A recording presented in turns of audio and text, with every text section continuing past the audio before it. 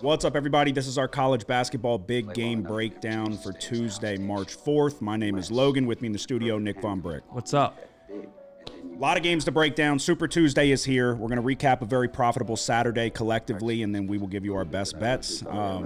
You broke through with a 3-1 Saturday.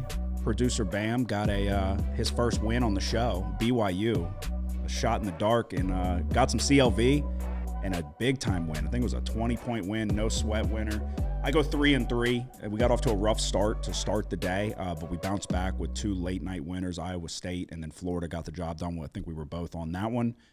So hit the like and subscribe button if you don't mind. We went through and tallied up our records for the big game breakdowns, the Saturday and Tuesday slates. I am 13-5. Nick is 8-7. I am doing my daily plays as well if you've been following along there. We've hit a little bit of regression, but we do have a play about to tip in about an hour. We're on Kansas plus 10. So we'll see how that one goes. But we've reached that point now where you've got to start deciphering who has what to play for, who has their seed already locked up, who's won their conference already, who's on the bubble team. So we've reached that point in time where the tournament is just around the corner. Conference tournaments are just around the corner. That's going to add an extra little wrinkle here, or you could find a good value play. That's basically what that boils down to. What happened on Saturday in terms of the top 25? Let's run through it. If my shit would update. Nothing. Tennessee got Alabama, got the job done. The buzzer beater, Jemai Meshack. We were just kind of talking about that before we started rolling.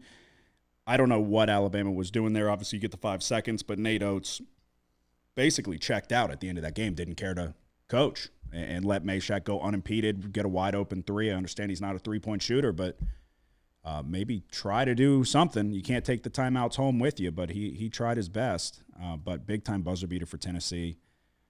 A frustrating game for me, having the Volunteers minus 3.5. But Texas Tech goes on the road in the Fog Allen, gets the win. Their only second win in their program history. I think they were 2-22 after that win. Texas Tech's the real deal. I don't know if you're ready to hop on the wagon or not, but there's room. I'm not even kidding, dude. This team, did you watch this one? Well, no. Yeah. This team's the real deal. And I think the way that the projected bracket was right now, they're in Auburn's quadrant. So they would play the third round, I think, Sweet 16. That's something to keep in mind if that's the way it shakes out. Maryland got the comeback win against Penn State. Marquette handled business against Georgetown. BYU with the dominant win over West Virginia. Shout out Bam. Other than that, Iowa State, we were on the right side of that one, obliterated Arizona. They got back on track in a big way, shooting outside the arc, all of that. Florida, we were on the right side of that one as well. They handled number 12 ranked Texas A&M. Pulled away late, make it a 19-point game. It was a little dicey in terms of the cover there down the stretch, but they got the job done. All in all, though, nothing groundbreaking, I guess, in terms of everybody who was supposed to win did win. So we look ahead. Super Tuesday, I have at least 2, maybe 3 plays. It sounds like you have 3. We're going to try to keep cashing tickets. So I'll let you lead it off. First one, 6 p.m. Central.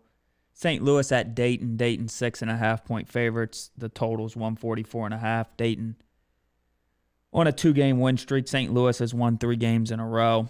Over that win streak, St. Louis is shooting well above their season average. They're shooting at 42.4% from outside. On the season, they're just shooting at 34.7%. They're ranking outside the top 100. I kind of think the hot shooting for St. Louis is unsustainable here. On the road, St. Louis, 3-point shooting drops to 30.8%. Another thing to mention is St. Louis has a tremendous turnover problem. It's one of the reasons we took Davidson last week. 274th nationally and dead last in A-10 conference play. And turnover rate defensively, Dayton isn't great, but they do force turnovers at the second highest rate in A-10 play. In the first matchup, St. Louis was at home. Dayton won by 8. St. Louis shot the ball above average, 38.5% from 3, but they turned it over 19 times. I just think it's kind of a lot to ask St. Louis to shoot the ball, continue shooting the ball well and not turning it over here. So we're going to lay 6.5 with Dayton at home. Okay. Yeah, I've been on Dayton a couple times this year. I like Santos. They got a couple guys that are quality players. St. Louis has the big dude Avila from Indiana State. I don't know if you remember him. Same color scheme, but he was the big dude with the spoggles. My first one, 6 p.m. tip as well. North Carolina going on the road to take on Virginia Tech. This North Carolina team, since they got obliterated by Duke, has been playing good basketball. I think they've won 5 in a row. They've won 6 out of their last 7 since then. The thing here is that the ACC is not very good. It's 2-3 teams max, and then everybody else is kind of average at best. North Carolina's firmly on the bubble right now. The issue for them, which is probably going to be the reason that they do not get into the tournament, is that I think they're 1-10 in quad 1 games. That's not good, and that's not really going to be, when you're comparing resumes, that's going to probably be the reason that they're on the outside looking in when it's all said and done. But I like the matchup here. They're playing good basketball. North Carolina's 30th in tempo. Virginia Tech wants to move at a much slower pace. They're also just really bad on the offensive side of the ball. They've got Toby Lawal. He's their leading scorer. He's the only guy in double figures. I think North Carolina has multiple guys around his size and good defenders that they can throw his way and make his life difficult. North Carolina's 37th in field goal percentage, so they play fast, but they get a lot of efficient looks at the rim. R.J. Davis is one of the better scorers in the country, has been for the last few years, but they're playing their best basketball at this point in time right now. You want to carry this momentum. They're probably going to have to win the ACC tournament or at least give a good showing. They have Duke on deck. I don't think that this is necessarily a letdown spot, though, because they can't really afford to have it. They've won 6 out of their last 7. I don't think that they're going to hit a skid right before going in to play Duke again. So we're going to lay 7.5 points with the Tar Heels as the first play of the day. What is your second one? I'm going to Villanova, Georgetown. Villanova's 3.5 point road favorites. Totals 143.5. Villanova's coming off of 3 wins in a row. Georgetown, exact opposite. 3 losses, all by double digits. They've kind of been getting smashed. All 3 of their losses, though, coming against teams ranked inside the top 40. Villanova, top 20 team in schedule-adjusted offensive efficiency, but over their last 4 road games, they're averaging under 60 points per game. Georgetown, a top 50 team in schedule-adjusted defensive efficiency. I just feel like they're laying a little bit too many here on the road, so I'm going to take Georgetown plus 3.5. Okay. Yeah, I'm not going to have anything on this when I was looking at it. I do have Peacock, so I'd be able to watch this one. Yeah, it's interesting because this is another conference where it's not as good as it has been in years past. Like you've got Providence with the down stretch. UConn, obviously not what was expected. Villanova is one of those teams also on the bubble. But yeah, they're not a team that I would want to back. I just can't trust them. So, all right, my next one is going to be, you could argue, the second biggest game of the night. BYU going on the road to take on Iowa State. And we're going to go back to them. So both of these teams covered last time out. Iowa State for me, and then Bam was on BYU. So we benefited. Actually, I took BYU as well because of Bam. I told him I would, and he finally cashed a winner for me. We're going to go back to the well with Iowa State here. This team got healthy, and then we saw a glimpse of what they can do. And the shots from the outside started falling. They were 11 for 21 against Arizona, played great defense, tough shooting night for Caleb Love and the crew, and they guarded the perimeter very well, but it's a team that doesn't shoot it very well in Arizona. BYU, on the other hand, is 24th in the nation in three-point attempts. They get up over 28 attempts a game. More than just basically 50% of their attempts from the floor are going to be from beyond the arc. They also shoot 37.4%, which is good for 33rd in the nation. So if the shots are falling, BYU is going to be in this game. I trust Iowa State's ability to guard the perimeter. It's not as good as it has been statistically in years past, but this team is back at full strength. They were getting contributions from everybody on the floor. It was a very good day against Arizona. Now you've got BYU coming in, got to go on the road. I'm going to go with the team that started hitting shots and is back on the home court. That's not a team I would want to get in front of right now, especially same thing. It's time for – you're going to see the good teams separate themselves. I'm not saying BYU is not a good team. These two teams are right around identical in terms of records. I think Iowa State is better. They had to battle through the injuries and still played teams close while they were in the midst of those injuries. So I think we're going to see Iowa State start playing a good brand of basketball right now, especially with the conference tournament right around the corner. We'll lay 8.5 points with the Cyclones here. Again, if shots are falling from the outside and they're not doing a good job closing out, BYU is going to firmly be in this game and could potentially win it. But I trust Iowa State's ability to guard the perimeter. And yeah, we're going to go back to the well with the Cyclones. So that is my second play of the day. What's your final one? Yeah, it's I liked BYU plus 9.5. Mm-hmm. It's still 9.5 at FanDuel. I don't know how long. FanDuel. I don't know how long it's gonna last. That was my third one. Oh, was it really? Go ahead. We can go opposites. Yeah, I mean, trust me. Okay, so let me. That's interesting that it played out that way. We can certainly go opposites. I was hoping this would have been more. I was hoping this would have been lower. And that's basically why I'm taking it. 9.5. It just seems like I don't love the spot here for BYU. Going on the road, they've won 6 in a row. I think this will be their hardest matchup in their last 6 or 7 games. You kind of touched on it. 12th nationally in schedule adjusted offensive efficiency. So BYU is really good offensively. They're second in Big 12 play. Only team better is Houston. Iowa State. You talk about their defense, 9th nationally in schedule-adjusted defensive efficiency. Second to only Houston, Houston seems to be first place in everything in the Big 12. Yeah.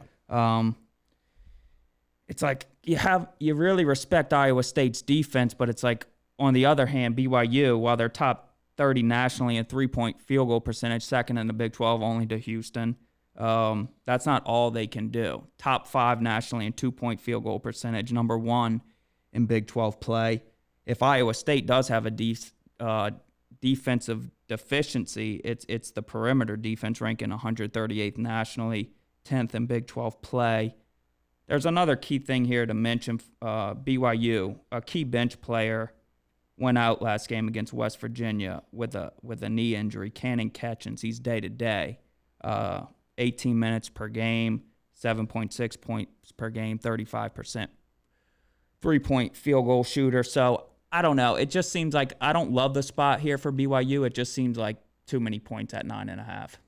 Yeah. And like I said, I was expecting this to be lower and was hoping it would be lower. And then when I saw the line when it first came out, I was like, fuck. Like I was going to kind of hold off, I guess. And maybe that would be the smarter thing to do. But like you said, the spot, I agree. I think this is just like you've got a team with both teams have a lot of momentum right now. But you've got Iowa State on the home court with the home crowd, and they got to get back to full strength and just obliterated a good Arizona team. So they're feeling good right now. So, yeah, it's one of those got to go into a hostile environment, and are you still going to be able to hit the shots? And do you see some road shooting struggles? And they have the guards to guard the perimeter. And I think it's a little misleading where it's a lot of the same guys that have been there.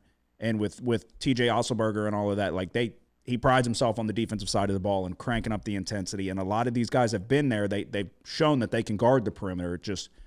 It's just they're middle of the pack this year, which is not what we're accustomed to see with Iowa State in years past. But for a team that clearly wants to get up threes, they're going to force them to beat them elsewhere. And I know what you said about the overall field goal percentage, but that number is helped too because they shoot it so well from deep. So if you take away the 3-point shot, they're going to have to beat them elsewhere. Can they do it? That's what we're going to find out. Or they just start hitting shots from deep, and there's nothing you can do about it. But, I mean, it's like these teams always lean towards the defensive team. Mm-hmm. I find myself always leaning towards the defensive team because that's going to show up. So – and then if their threes are showing up like they did against Arizona, where you had the dude Momcilovic, who's been there for a couple of years, he was hitting everything. It was a great shooting night all around for Iowa State. I'll pull up the box score real quick just to just to fully refresh. Milan Momcilovic, he's a big body. He was 4 of 7 from deep. Lipsy was 2 of 3. Keyshawn Gilbert was 2 of 4. Nate Heiss was 2 of 4. They had 1, 2, 3, 4, 5 guys in double figures. So it'll be it. I kind of like that we're on opposite sides because there is 2 different ways that, like I said, I had hesitancy, but I decided to pull the trigger on him. And I had been on him a couple times. We were on him against Oklahoma State, and then bounced back with Arizona. So this will be the 3rd consecutive game we're on the Cyclones. So yeah, we will see. And then, so that's interesting. I was hoping you'd be on this one. It's your 3rd one. The one I'm considering is Arkansas Vanderbilt. And I might just stay away. I think I'm talking myself into staying away right now. I kind of want to take Arkansas with the points. 6.5 on the road. 2 teams that are very similar in my opinion. Arkansas has the better defense. Vanderbilt has the better offense. Arkansas is going to be without leading scorer and rebounder Fierro again. Rumors are circulating that he might have tore his meniscus. There's a lot of uncertainty going around. People don't know exactly what's going on. It was called a hyperextension. They called it a back injury. They called it was all kinds of shadiness going on. But then now the rumors beginning to circulate that he might be done for the year. But they've been without him for a little while now. I just feel like 6.5 points is too many. Both teams, I think Vanderbilt's in as it currently stands is what's expected. But Arkansas is certainly on the bubble. You can make an argument Vanderbilt's on the bubble. I'll stay away. I'll stick with the 2 plays. But I lean Arkansas. I thought about taking Arkansas with the defense and what are your thoughts? Did you look at this one at all? Yeah, I have I'm not really like privy on adjusting for players out in basketball like I am in football. Yeah. So it's like I really don't know. Oh, he's a great player. Yeah, and I don't know how much to factor that into the point spread. Yeah, and yeah, if he's in, this is probably 3-4 points. So it's a couple points for sure. He's a great player, and he can defend. Leading scorer, leading rebounder. So it's definitely more detrimental than. It has more of an effect than in football where there's 11 on each side. You know what I mean? Mm-hmm. So we'll stay away. We'll just go with the 2. So to recap, I'm going to take North Carolina -7.5 and Iowa State -8.5. We're going Dayton -6.5, Georgetown +3.5, and BYU +9.5. Alrighty. I wanted to have more plays tonight. But you just don't want to force it. I've already made my decision that I'm not going to force it, but I am prepared for this to be the most aggressive I've ever bet the March Madness and conference tournaments, and we're going to attempt to crank up the volume here very soon. Again, not going to force it, but we're going to try to be more aggressive here. This is going to be, like I said, I'm prepared for this to be the most aggressive I've bet these tournaments. So we've had success in the past.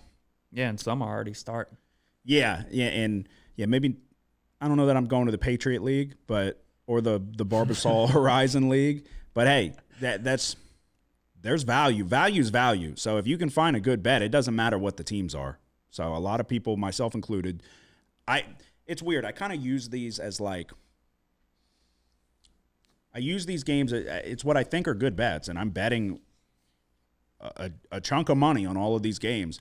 But it's almost like these are like brush up games for the tournament so you know what to expect, and that's where we're like really trying to get them. And it's like the last 4 years we have a 150-man bracket challenge. The payout's a couple $1,000. Last 4 years I won, my wife won, which I take a little bit of credit for, and then I got second place 2 years in a row. So like I've already decided, like I told her, I was like, you can fill out your brackets, but I'm going to win. I've already made the decision. I'm going to win. I'm going to come back for what is mine. But 4 years, a winner, she won, 2 runners up. So it's like these. You get familiar with the teams throughout the month of February, and then when March rolls around, that's when it's time to go. So smaller card for a Tuesday. The record's good though. 13-5 for me, 8-7 for Nick. We're going to try to keep stacking winners. We got a game tipping off here in 30 minutes. Try to get another winner under our belt. Do you have anything to say before we go? Nope. All right, everybody, y'all have a good one. Hit the like and subscribe button if you don't mind. We will be back. I'll be doing my daily plays, but we'll both be back in studio for Saturday. Y'all have a good one.